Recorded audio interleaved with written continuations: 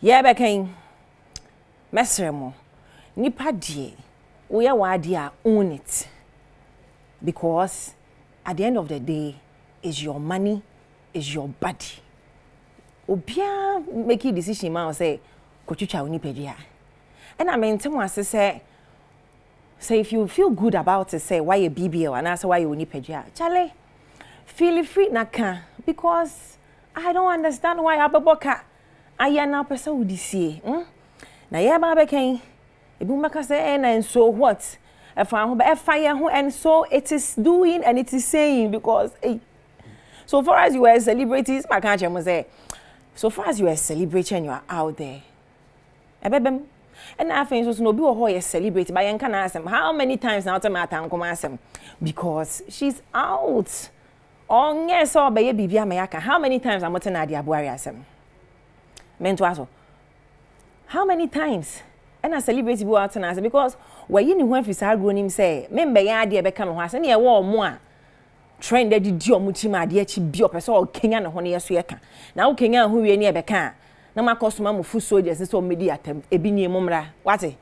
Maame Serwaa, such a young, beautiful girl, very talented girl. Kuma with those days no ne me cousin, ya Jackson, any chestiny. I mean we all saw how na uchese very talented girl, pana once nipa de wu nyina na nipa GSS. Etimi ba se obi wo ho nyini na oye kese a na ne mba bi hyehye ne ade me Serwaa on kan che me se wakwa anybody na Serwaa no me ni na chinko asopiti bia nko di adanse etimi nim but netizens ni social for share. Hallelujah why ni pedua no ko ya sister Penny Emilia Bobe show ayi wa Adom TV okukusiku and em so ko kan say won nye ni pedua na won touch mame comments ye comment na nka me dey prove me point na age agui no obi betro say oboa na oba omo hospital na be na we na eniema mienu woni doctor na hwehwe na onyi na di because confident Hey, go concern. Oh, emwa say nipa no waba mo hospital me ya sure say osan say enkem because na most hospitals omo ye say utimi ba social media be yin ma say obeye wo mo asopiti a I was here to make sure because would the person be ba ho no HIV a wona ma bontia don sabet ne so which is bad. And as on the other hand, you know, semini akukume. Sewa ayo sika. Ayo body. You don't owe anybody. We also don't owe you. Say the truth and be free. Bible Christ say the truth shall set you free. But I know people that say efa ho ben. On say asem na abo na omde abija. Asem nin sorry Christ hu hia me say me kofa wa asem abeka. Na nso adwuma ye ni. Entertainment journalist. And also adwuma we ni.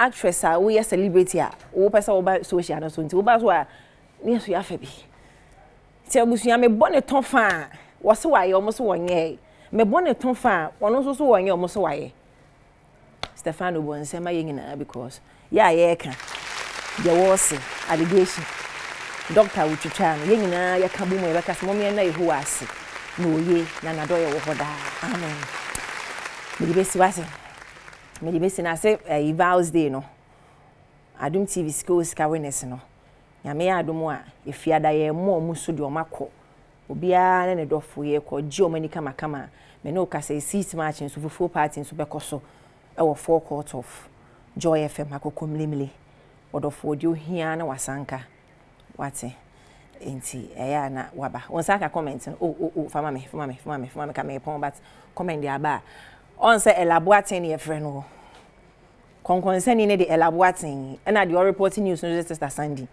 elaborating say madam you came to my hospital na ela hospital ya wo dia na we adwuma wo Ghana ela ya hospital no my hospital no person who say be ela special care e bia na ya wo dia ana wo ya adwuma wo ma ye hu ana mami fosua betro say she think we don't know.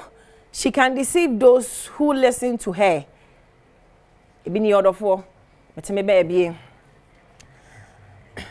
Patience, confidentiality. Way na American man no for me. Confidentiality no. underline the word confidentiality. It's Ella Ainama. Even if she has done it, it's none of our business. Oh boy. We mun ya me ne mo nya adwen mu amotrocho e fa ho be it's none of your business. Wo enye o business ka wo comment. Wo to say enye o business, but wo comment. E am nya me enkansam. Oh, what dey now? Obi asem bo be kan go conscious ha. It's our business. We don't have any problem there, but she should stop lying to the public. I love her personality. I love her too because aside Bibian, Maame Serwaa is very calm. On pen on some cry aside Bibian. It won't say why you dear. Abusuya Jude Bessia Abusuya in nature go.